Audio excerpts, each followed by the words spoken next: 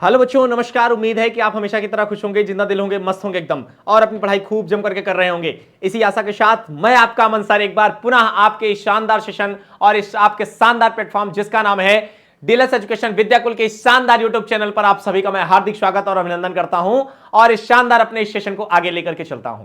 तो आप सभी से मैं यही उम्मीद और यही आशा करता हूं कि आप सारे मेरे प्यारे साथी सब स्वस्थ होंगे, मस्त होंगे, बिंदास होंगे और एकदम मौज मस्ती से पढ़ रहे होंगे।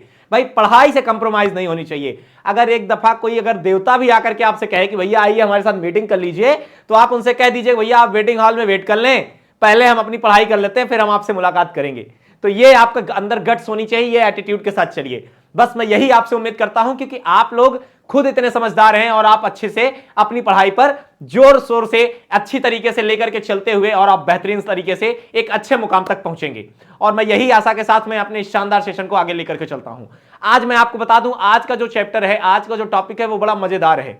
मजेदार हम ऐसे इसलिए कह रहे हैं क्योंकि यह घटना आपके इतिहास से जुड़ी हुई है और आज इतिहास से जुड़ी घटना को आज आप पद्य रूप में पढ़ेंगे, तो इसलिए थोड़ा सा इंटरेस्टिंग है, बड़ा कंट्राडिक्शन है। आपको दिख रहा होगा सर कह रहे हैं कि आप इतिहास से जुड़ी हुई है, फिर आप कह रहे हैं नहीं सर ये कंट्राडिक्शन, विरोधाभास भी दिखा रहे हैं आप, ये किस प्रकार।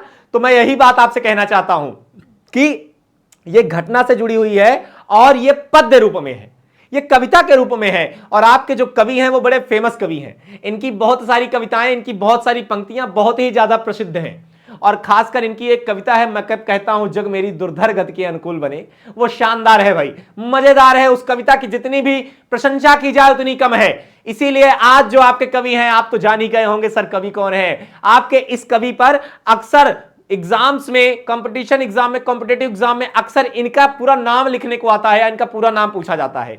तो अब आप गेस कर लिए होंगे कि आज आपके लेखक कौन है। तो प्लीज अगर आपको पता चल गया तो प्लीज कमेंट बॉक्स में कमेंट जरूर करें और फिर हम अपने सेशन को आगे लेकर के चलते हैं। सेशन की शुरुआत से पहले मैं आपसे जरूर अनुरोध करना चाहूंगा कि जो भी साथी हमारे पहली बार आए हैं चैनल पर, प्लीज चैनल को सब्सक्राइब कर लें और बेल आइकन को दबा दें, जिससे कि उन्हें मदद मिल सके और बाकी सब्जेक्ट की नोटिफिकेशन उन तक आसानी से पहुंच सके। और मेरे प्यारे साथियों, मेरे प्यारे बच्चों, मैं आपसे यही विनम्र निवेदन करूंगा कि आप ज्यादा से ज्यादा सेशन को शेयर करने की कोशिश करें, जिससे कि आपके जो साथी हैं, जो बंधु हैं, जो भाई बंधु हैं, जो भाई बहन हैं, उन तक भी ये सेशन पहुंचे और उन्हें भी एकदम सरलतम रूप में चीजों को समझने में आसानी हो। तो हमारा जो अभी इस समय का टॉपिक चल रहा है, ये पद्य फॉर्मेट चल रहा है और हम लोग पद्य पे ही बात कर रहे हैं। ठीक है, क्लियर है इतनी बातें? कोई दिक्कत, कोई डाउट, कोई समस्या हो तो बताएं, फिर हम आगे लेकर के चलते हैं सेशन में। अब दूसरी बात करते हैं आज के इस पद में। अगर आप ज्यादा से ज्यादा शेयर नहीं किया तो प्लीज लाइक कर लें, तभी तो भाई बाबू मजा आने वाला है।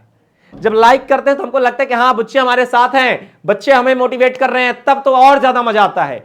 फिर जो वर्ड्स निकलते हैं फिर फ्लो में और अच्छे से निकलते हैं, तब और मजेदार बन जाता है सेशन और इंटरेस्टिंग बन जाता है।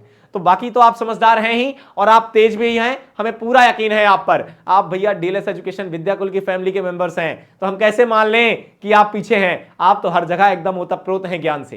तो चलिए आज के शानदार सेशन की शुरुआत करेंगे और आज आपके कवि हैं जी सच्चिदानंद हीरानंद वात्स्यायन अज्ञे जी। तो आज के इस सेशन में सबसे पहले हम क्या देखेंगे, लेखक परिचय देखेंगे।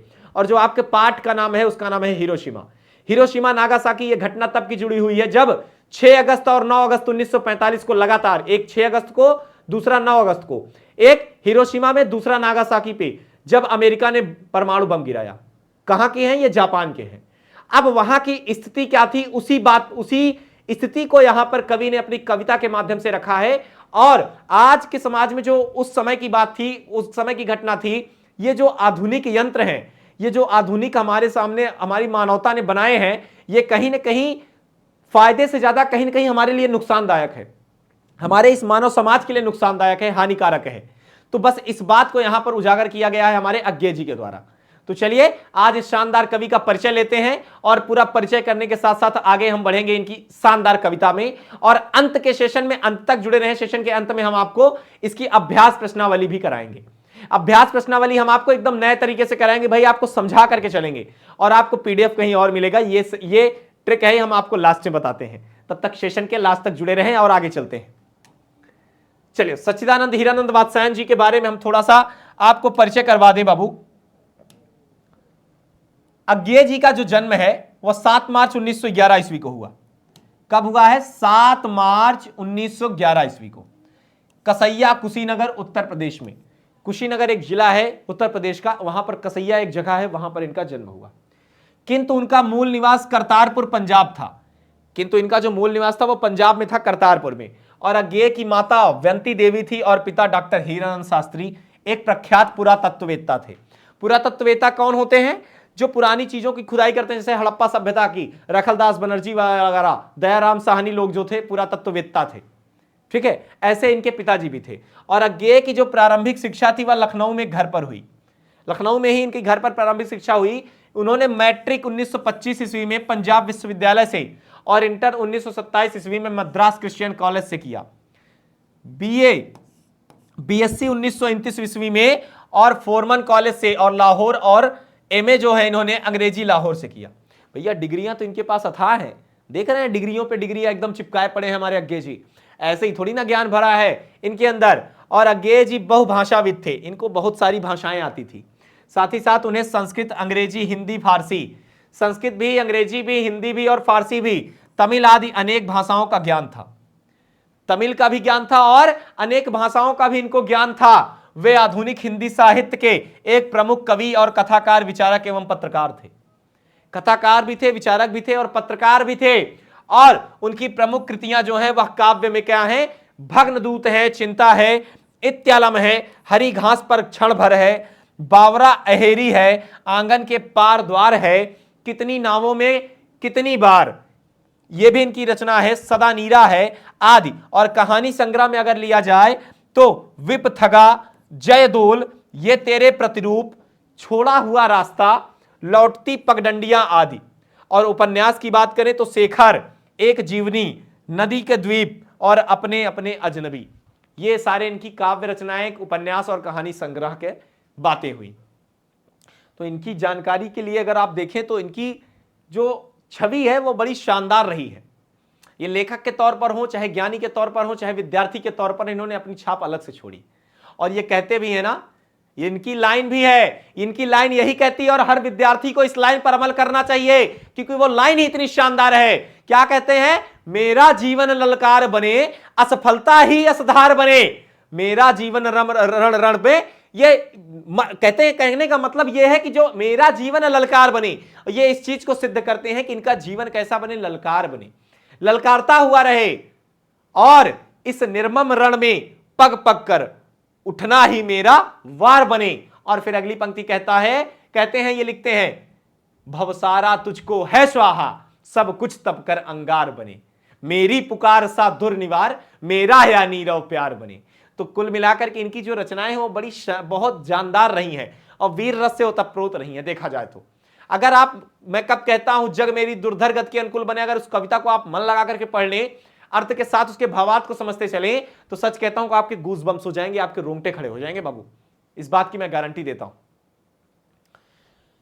आगे इनके परिचय के बारे में देखें तो इनका यात्रा साहित्य भी इन्होंने लिखा, अरे यायावार रहेगा याद, एक बूंद सहसा उछली। और निबंध में अगर लिया जाए तो त्रिशंकु, आत्मने पद, अद्यतन, भवंती, अंतरा, शाश्वती आदि। और नाटक की बात करें तो उत्तर प्रियदर्शी, संपादित ग्रंथ इनके कौन से हैं? तार सप्तक इनका संपादित ग्रंथ रहा है, दूसरा सप्तक, तीसरा सप्तक, चौथा सप्तक, पुष्करिणी, रूपांबरा आदि। और अज्ञेय ने अंग्रेजी में भी मौलिक रचनाएं की और अनेक ग्रंथों के अनुवाद भी किए। वे देश विदेश के अनेक विश्वविद्यालयों में विजिटिंग प्रोफेसर रहे, मतलब विजिट किया करते थे जा करके। और उन्हें साहित्य अकादमी, ज्ञानपीठ, सुगा यूगोस्लाविया का अंतरराष्ट्रीय स्वर्णमाल आदि अनेक पुरस्कार प्राप्त हुए। और 4 अप्रैल 1987 ईस्वी में इनका देहांत हो गया। अज्ञेय हिंदी के आधुनिक साहित्य में एक प्रमुख प्रतिभा थे। इन्होंने एक अपनी अलग छाप छोड़ी है और उन्होंने हिंदी कविता में प्रयोगवाद का सूत्रपात किया। इन्होंने हिंदी कविता में प्रयोगवाद की छाप छोड़ी, प्रयोगवाद को इन्होंने जागृत किया, प्रयोगवाद को इन्होंने जीवंत कर दिया। यहां से 7 कवियों का चयन कर उन्होंने तार सप्तक को पेश किया। इसमें 7 कवियों की बात किया है तार सप्तक में, और बताया कि कैसे प्रयोग धर्मिता के द्वारा वसीयत से मुक्त हुआ जा सकता है। उसमें वस्तु, भाव, भाषा, शिल्प आदि के धरातल पर प्रयोगों और नवाचारों की बहुलता है। नए नए विचारों की क्या है, बहुलता है, अधिकता है, और आधुनिक सभ्यता की दुर्दांत मानवीय विभीषिका का चित्रण करने वाली यह कविता किस चीज की, आधुनिक सभ्यता की दुर्दांत मानवीय विभीषिका, जो आज के समाज है इसकी सभ्यता को दुर्दांत तरीके से मानव जाति को नष्ट करने वाली ये जो विभीषिका है या जो घटना है या जो किया गया, इस कविता का एकमात्र अनिवार्य प्रासंगिक चेतावनी भी है। देखा जाए तो एक तरीके से एक नई चेतावनी का भी यहां पर आभास हुआ है, और कविता अतीत की भीषणतम मानवीय दुर्घटना का ही साक्ष्य नहीं है, अर्थात ये जो बीती हुई घटना है यह इसका एक साक्ष्य मात्र नहीं है, बल्कि आणविक आयुधों की होड़ में फंसी आज की वैश्विक राजनीति से उपजते संकट की आशंकाओं से भी जुड़ी है। आज का जो नया संकट है यह उससे भी जुड़ी हुई है, जबकि यह केवल ऐसा नहीं है कि जो पुरानी बातें हैं बीत गई तो चीजें खत्म हो गई, ऐसा नहीं है बाबू। ये आने वाले संकट को भी उजागर करती है, और आधुनिक कवि यज्ञ की प्रस्तुत कविता उनकी समग्र कविताओं के संग्रह सदा नीरा से यह संकलित है, और यह जो कविता है हिरोशिमा या सदा नीरा नामक इनकी कविता संग्रह से वहीं से संकलित की गई है। क्लियर है बाबू? बहुत अच्छे, शाबाश मेरे साथियों, यही तो मजा आता है बाबू, यही तो बात होती है आप लोगों के अंदर। आगे चलते हैं, बात करते हैं। हिरोशिमा यहां से स्टार्ट होती है आपकी कविता। हमने आपको बताया कि यह घटना तब की है 6 अगस्त और 9 अगस्त, क्रमशः जो है एटम बम गिराए गए, परमाणु बम जो है गिराया गया। किसके द्वारा? अमेरिका के द्वारा। कहां पर? 6 अगस्त को गिरा हिरोशिमा पर, और ठीक 3 दिन के बाद यही बम जो है आपका नागासाकी शहर पर गिरा, जो कि जापान के दोनों प्रमुख शहर हैं। एक हिरोशिमा पर गिरा पहला, दूसरा गिरा आपके नागासाकी पर। और सबसे बेहतरीन बात, सबसे मोस्ट इंपॉर्टेंट बात यह रही कि दोनों इसके शहर सबसे मोस्ट इंपॉर्टेंट शहर थे। ठीक है, दोनों अति महत्वपूर्ण शहर थे बाबू, ये हिरोशिमा और नागासाकी दोनों। दूसरी बात, और ये गिराया किसने? ये गिराया आपके अमेरिका ने।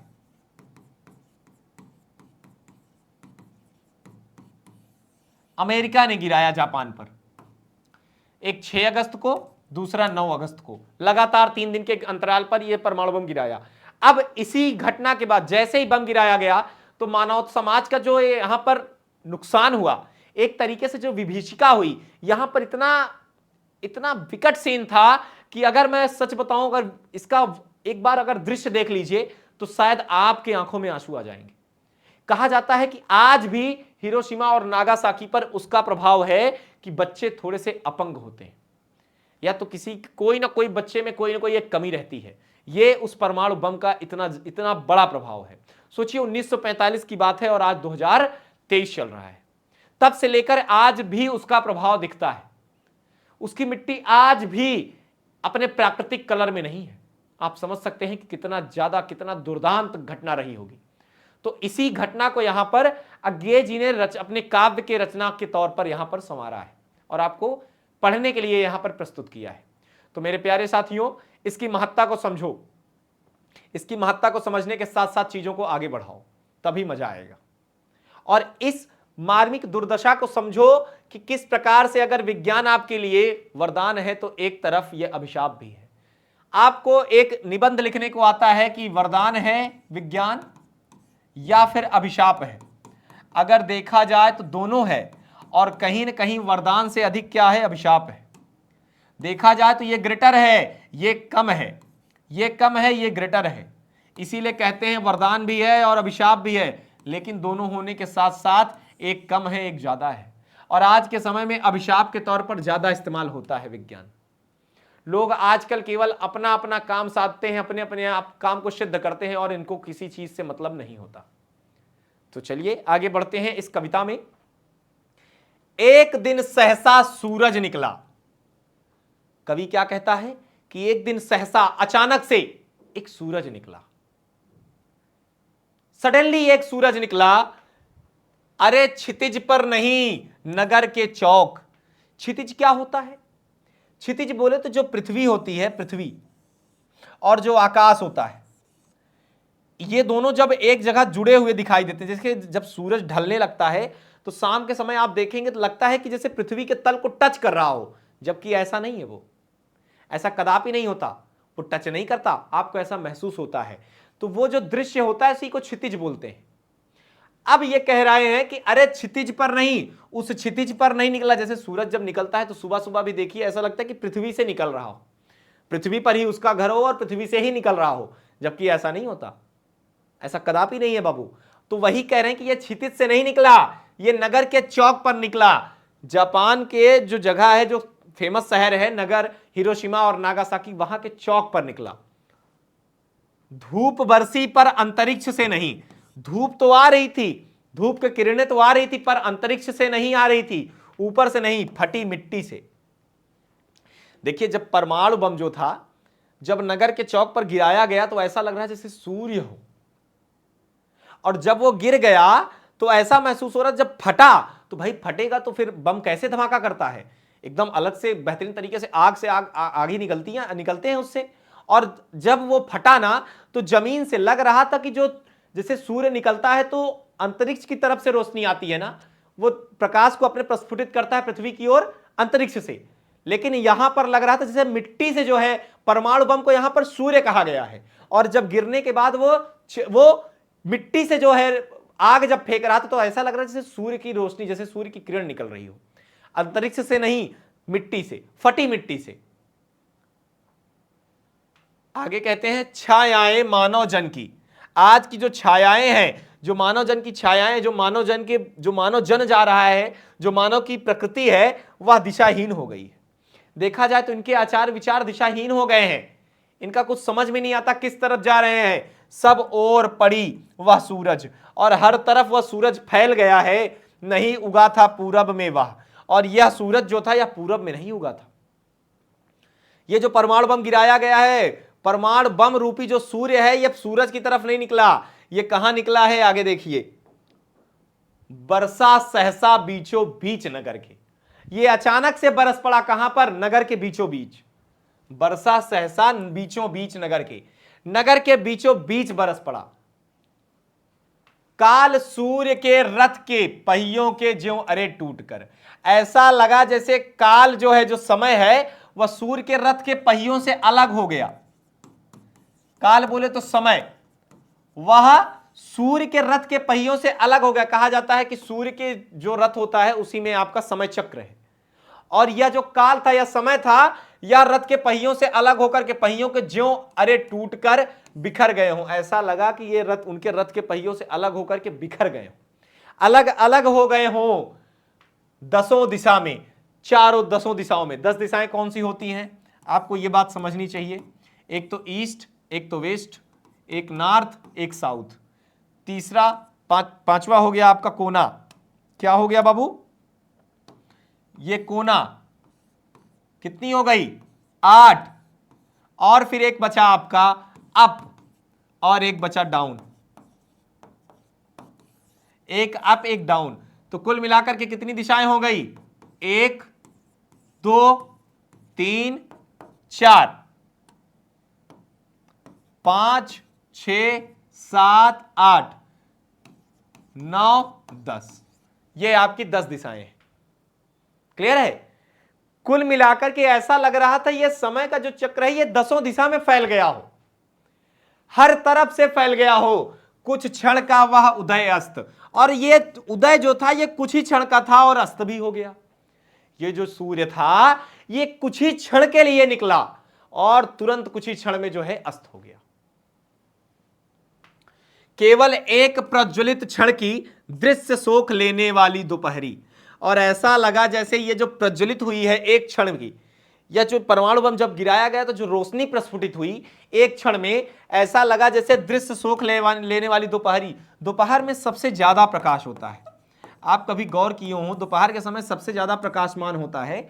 तो ऐसा लग रहा था जैसे उसको सोख लिया हो उसने, उस दोपहरी के उजाले को भी उसने सोख लिया हो फिर। और छायाएं मानव जन की, और ये जो मानव जन की छायाएं, जो मानव जन का समाज है, एक तरीके से नहीं मिटी लंबी होकर, ये बहुत लंबी भी हो गई, फिर भी ये मिट नहीं हो सकी ये छाया। अर्थात लंबी का अर्थात जैसे जैसे सूरज हमारे ऊपर आता है, जैसे जैसे निकलता है वैसे वैसे छाया लंबी होती है, और जैसे जैसे सूरज दोपहरी के बाद नीचे जाता है तो वैसे वैसे हमारी छाया छोटी होती जाती है। तो वही बात ये कह रहे हैं, और जब सूरज हमारे ठीक ऊपर होता है तो छाया हमारी नहीं बनती, एकदम सीधे में बनती है।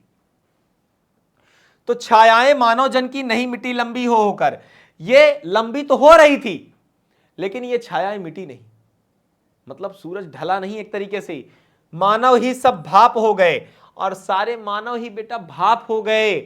छायाएं तो अभी लिखी हैं, और वो जो छायाएं हैं वो आज भी हैं, वो अभी भी लिखी हुई हैं। सोचिए कितना दुर्दशा की बात है वहां पर। इस परमाणु बम के बाद अगर देखें तो उनकी मन स्थिति किस प्रकार से कितनी गंदी थी, कितनी दुर्दशा हो गई थी उस जगह की। अगर बात करें जापान की तो आगे क्या कहते हैं, झुलसे हुए पत्थरों पर, उजड़ी सड़कों की गज पर, किस पर, उजड़े हुए झुलसे हुए पत्थरों पर, वहां पर जो पत्थर थे वो झुलसे हुए थे, झुलसे हुए पत्थरों पर, उजड़ी सड़कों की गज पर, जो झुलस गए थे पत्थर, उसकी बात करते हैं। पत्थर भी एकदम क्या हो गए थे, एकदम जल करके झुलस चुके थे, और उजड़ी सड़कों की गज पर, जो सड़क था, जो सड़क पर एकदम पड़े हुए थे ऊपर। आगे कहते हैं मानव का रचा हुआ सूरज, और यह मानव के द्वारा रचा हुआ सूरज था। कैसा था, मानव निर्मित था। यह सूरज मानव निर्मित था भाई, यह प्राकृतिक नहीं था। यह सूरज मानव निर्मित था, और मानव को भाप बनाकर सूख गया, और मानव के द्वारा निर्मित यह सूरज मानव को ही भाप बनाकर के सूख गया। तो ये वरदान के साथ साथ एक अभिशाप का ही स्वरूप है। पत्थर पर लिखी हुई यह, और ये पत्थर पर लिखा हुआ है क्या, कि जली हुई छाया। पत्थर पर लिखा हुआ ये जली हुई छाया मानव की साखी है, मानव की क्या है, साक्षी है। साखी का बोले तो साक्षी है, साक्ष्य है। ये क्या है, इसका साक्ष्य है, मानव की साक्षी है, मानव की दुर्दशा का साक्षी है, मानव की दुर्दशा को दर्शा रहा है। ये इसमें कुछ कहने की कोई बात ही नहीं है, ये आपके सामने प्रस्फुटित हो रहा है, दिख रहा है। आगे चलते हैं इसके बोध और अभ्यास पर। ये पूरी की पूरी कविता थी, आगे समझिएगा। कविता के प्रथम अनुच्छेद में निकलने वाला सूरज क्या है, वह कैसे निकलता है। कविता के प्रथम अनुच्छेद में निकलने वाला सूरज क्या है, सूरज है ये परमाणु बम। परमाणु बम की बात कर रहे हैं, और वह कैसे निकलता है। सहसा एक दिन निकला सहसा सूरज, कहां पर, ऊपर नहीं, कहां पर, यह समझिए। एक दिन सहसा निकला, क्षितिज पर नहीं, नगर के चौक पर।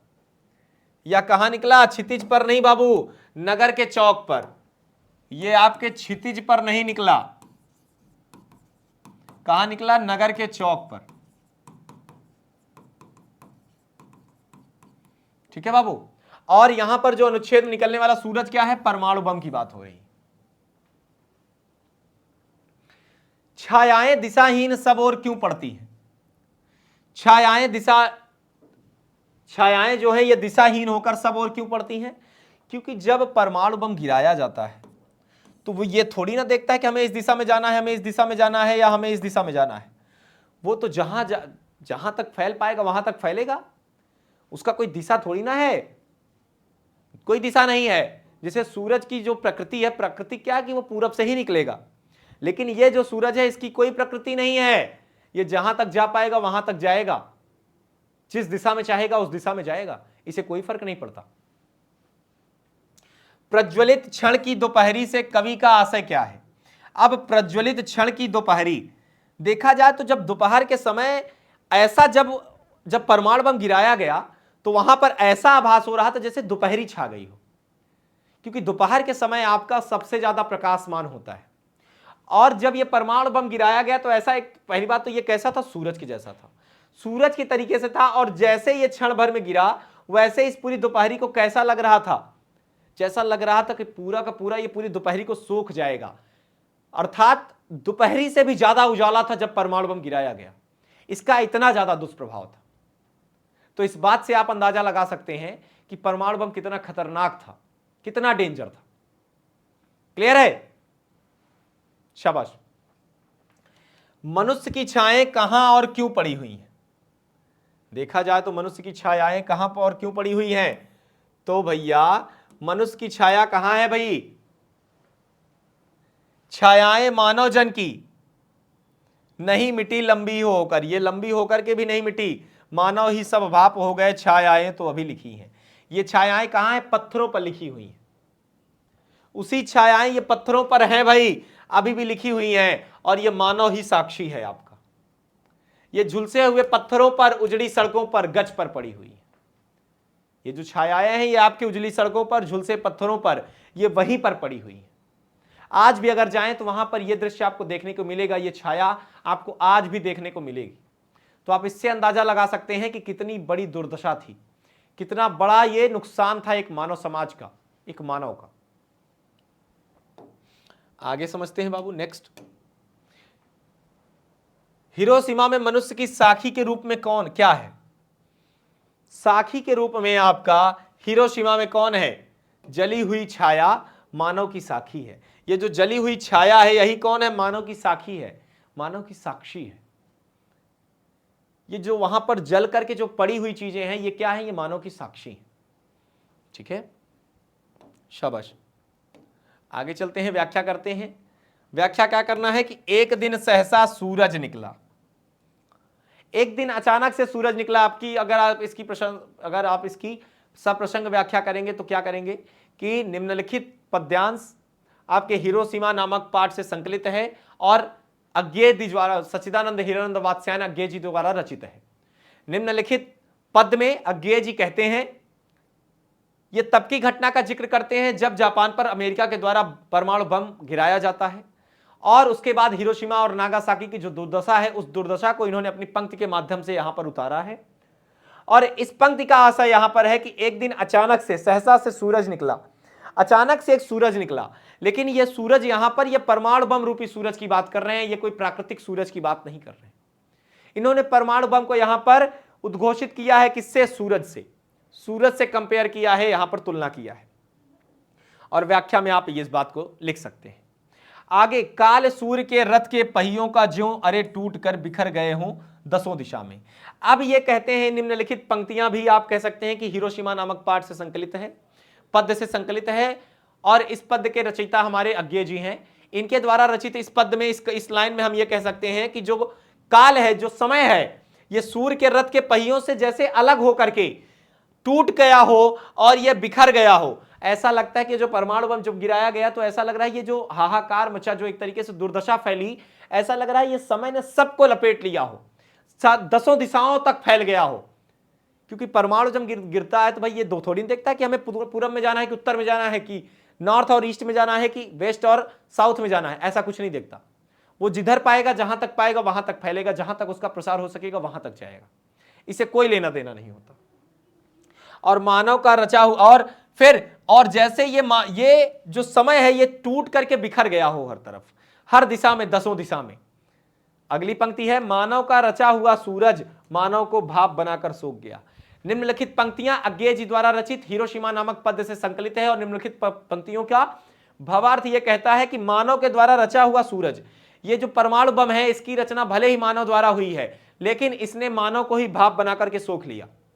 देखा जाए तो सबसे ज्यादा नुकसान इसने मानव को ही किया, मानवता का ही किया। इसने भले ही मानव ने बनाया, लेकिन मानव समाज का ही नाश किया। एक तरीके से इस बात को यहां पर दर्शाया जा रहा है। आज के युग में इस कविता की प्रासंगिकता स्पष्ट कीजिए। आज के समय को अगर देखा जाए तो यह कविता स्पष्ट रूप में यह प्रदर्शित करती है कि मानव समाज के लिए मानवता का होना बहुत आवश्यक है। अगर आपके अंदर मानवता ही नहीं जीवित है तो फिर आप बेकार हैं, आप कुछ भी नहीं योग्य हैं, किसी के योग्य नहीं है। ठीक है बाबू, शाबाश। आगे क्या कहते हैं, हिरोशिमा कहां है, इतिहास में उसकी प्रसिद्धि किस लिए, शिक्षक की सहायता से मालूम करें। हिरोशिमा आपका जापान के देश में है, एक बहुत प्रसिद्ध शहर है जापान का, बहुत ज्यादा जो था ये डेवलप था। हिरोशिमा बहुत ज्यादा डेवलप था, हिरोशिमा और नागासाकी। और जैसे हमारे यहाँ का मुंबई और दिल्ली है, वैसे ही वहां जापान का हिरोशिमा नागासाकी था, और अमेरिका ने सबसे पहले हिरोशिमा तत्पश्चात आपके नागासाकी पर बम से प्रहार कर दिया, परमाणु बम से, और इन्हीं दोनों शहर को तहस नहस करने का प्रयत्न किया और कर भी दिया। आपको पता है जब जिस समय इस पर परमाणु बम गिराया गया था, यह बहुत ज्यादा डेवलप्ड था जापान, हिरोशिमा और नागासाकी, लेकिन आज के समय में इन्होंने जिस प्रकार से उससे सीख ली, उस घटना से अपने आप को कवर अप किया, रीइंफोर्समेंट के साथ, ताकत के साथ इन्होंने आज अपने आप को डेवलप कर लिया। फिर भी जापान आज विकासशील में नहीं, ये विकसित है। परमाणु बम गिरने के बाद भी यह देश विकसित है, विकासशील में नहीं। इससे आप अंदाजा लगा सकते हैं कि ये जापानी लोग कितने कर्मठशील हैं, कितने मेहनती होते हैं। जापान में आज भी जो छोटा बच्चा होता है ना, वो अपने पैसे का दूध पीता है। छोटा होता है तभी उसके पैरों में जो है बटन या अदर मशीन को लगा दिया जाता है, जितनी बार वो पैर चलाता है उतनी बार जो है बिजनेस होता रहता है, और उसी पैसे से वो दूध पीता है। तो इससे अंदाजा लगा सकते हैं कि जापान कितना डेवलप है, और आज यही एक कारण है कि जापान यहां तक पहुंच सका। इतने बैकफुट पे जाने के बाद भी बंदा फ्रंट फुट पे आ गया। ठीक है, जापान को उगते हुए सूरज का देश क्यों कहा जाता है? क्योंकि सबसे पहले जापान में ही सूरज उगता है, और सच पूछे तो इसकी मेहनत ने इसको उगता हुआ सूरज बताया, इसकी मेहनत ने। कारणों को ध्यान में रखते हुए इस कविता पर टिप्पणी कीजिए। अब कहा जाता है कि इसने मेहनत इतनी ज्यादा की कि इतने ज्यादा परमाणु बम गिराने के बाद भी दो इसके सबसे डेवलप, सबसे ज्यादा विकसित शहरों को इसके तहस नहस कर दिया। सोचिए, हमारा दिल्ली और मुंबई को अगर थोड़ा सा साइड में रख दें तो हमारा देश कहां है? सोचिए, एक व्यापार की राजधानी कही जाती है, एक हमारे देश की राजधानी है, सबसे ज्यादा डेवलप्ड है। अगर हम इन दोनों को थोड़ा सा साइड में कर दें और बाकी राज्यों को मिला लें तो देख लीजिए कितनी डेवलपमेंट है। लेकिन वही चीज यहां पर कही जा रही कि जब इन दोनों शहरों को साइड कर दिया जाए तो सोचिए इन्होंने मेहनत कितनी की, अपने आप को डेवलप किस मुकाम पे किया, और कहां ला करके आज रख दिया। यही बात है कि इस कविता पर टिप्पणी करना था, और यही बात आपको समझना चाहिए। और इसीलिए जापान को उगता हुआ सूरज कहा जाता है कि इन्होंने मेहनत से अपने आप को फिर से वहां पर ला के रख दिया। हिरोशिमा के साथ इस प्रसंग पर जापान के और किस शहर का उल्लेख होता है? जापान के मानचित्र में इनके नगरों को चिन्हित करें। अब आपका यह काम है, आप जापान के मानचित्र पर जरूर इसको दर्शाएं, हिरोशिमा और नागासाकी दोनों को। द्वितीय विश्व युद्ध में पक्ष विपक्ष और तटस्थ देशों की सूची बनाएं, इनमें भारत की स्थिति क्या थी? यह आपका एसएसटी का मैटर है, आप प्लीज इसे कंप्लीट करके हमें बताएं, सूचित करेंगे आप सभी लोग। क्या है भैया कि तटस्थ देशों की सूची बनाना है आपको, जो कि पक्ष में थे, जो कि विपक्ष में थे। अमेरिका के पक्ष में कितने लोग थे और जापान के पक्ष में कितने लोग थे, इन दोनों की सूची आपको बनाना है। भाषा की बात अगर कर लें तो कविता में प्रयुक्त निम्नलिखित शब्दों का आपको कारक स्पष्ट करना है। तो क्षितिज का कारक क्या है? क्षितिज अंतरिक्ष, चौक, मिट्टी, बीचों बीच, और नगर, रथ और गच्छ, छाया। ये आपको क्या दर्शाना है भैया? कारक दर्शाना है। इसमें आपको कारक को प्रस्तुत करना है। ठीक है बाबू, क्लियर है सारे बच्चे? वेरी गुड, आगे चलते हैं बाबू, समझते हैं। फिर आगे अगर हम बात करें, जब क्षितिज की बात करते हैं तो क्षितिज में अगर हम देखें तो हम सब देख पाते हैं क्षितिज में कि कविता से आपको क्या करना है भाई? आपको इसके कारक शब्दों को अलग करना है। ठीक है, तो जब क्षितिज देखेंगे तो ये क्या है? अधिकरण है। क्षितिज आपका अधिकरण है, और अंतरिक्ष आपका क्या है जी? अपादान है। अंतरिक्ष से बोल रहा है ना, और से का क्या चिन्ह होता है? कर्ता ने कर्म को करण से अलग होने के द्वारा। और फिर अगर देखें हम चौक की बात करें तो संबंध कारक, मिट्टी की बात करें तो अपादान कारक। चौक आपका संबंध कारक होगा, मिट्टी क्या होगा? अपादान कारक हो जाएगा। बीचों बीच की अगर हम बात करें तो यह हो जाएगा आपका संबंध कारक, संबंध को स्थापित कर रहा है। और नगर की अगर हम बात कर ले बाबू तो नगर आपका क्या हो जाएगा? संबंध कारक।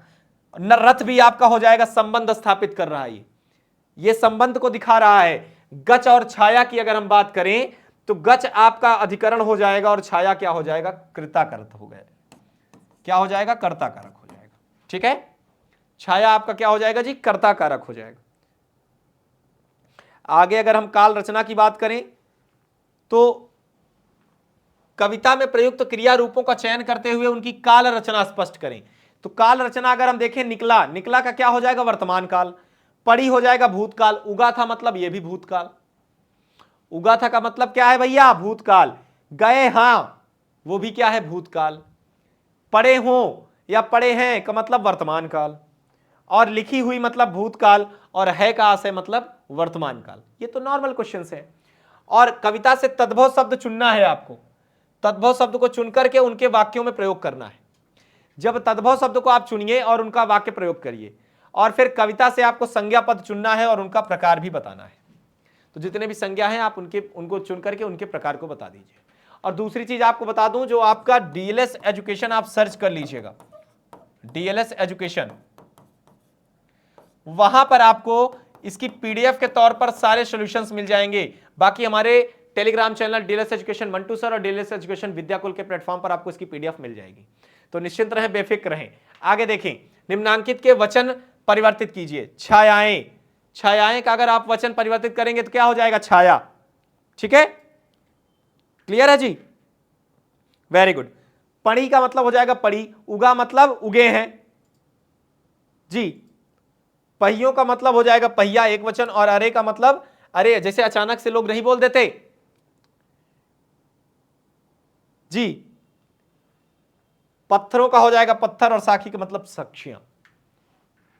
आगे देख लीजिए शब्द निधि में, जैसे अरे, अरे का मतलब पहिए की धुरी और परिधि या नेमी को जोड़ने वाला दंड, उसी को अरे बोलते हैं, जो पहिया और उसकी धुरी को, परिधि को जोड़ करके रखता है। गज का मतलब होता है पत्थर या सीमेंट से बना पक्का धरातल, जो पत्थर और सीमेंट से बना हुआ पक्का धरातल होता है, जैसे आप आरसीसी जिसको बोलते हैं आप। साखी बोलते हैं साक्षी, गवाही या सबूत को। ठीक है जी, ये रहा आपका आज का शानदार सेशन। उम्मीद है कि आपको पूरा का पूरा सेशन बेहतरीन तरीके से समझ में आया होगा और आप बिल्कुल भी ऊबे नहीं होंगे। तो आज के सेशन में बस इतना ही। हम आपसे जरूर अनुरोध करना चाहेंगे कि जो पहली बार जुड़े हैं प्लीज चैनल को सब्सक्राइब कर लें, बेल आइकन को दबा दें, जिससे कि सारे सब्जेक्ट का नोटिफिकेशन आप तक आसानी से पहुंच सके। तो अब मैं आपका आंसर आपसे चाहूंगा अभी के लिए इजाजत, हम लोग जरूर मिलेंगे नेक्स्ट सेशन पर। तब तक के लिए आप लोग अपना ख्याल रखिए, स्वस्थ रहिए, मस्त रहिए। और हाँ बाबू, सेशन में जुड़ने से पहले आप प्लीज शेयर कर लिया करिए और लाइक कर लिया करिए, तभी तो मजा आता है यार। और पद पढ़ने का मजा तभी है जब आप सेशन के अंत तक जुड़े रहें, तभी मजा आता है। ठीक है, तो चलिए बाबू, एक बार पुनः मैं चाहूंगा जो नए जुड़े हैं प्लीज चैनल को सब्सक्राइब जरूर कर लें बाबू। तो चलिए अब चाहेंगे इजाजत, नमस्कार, धन्यवाद।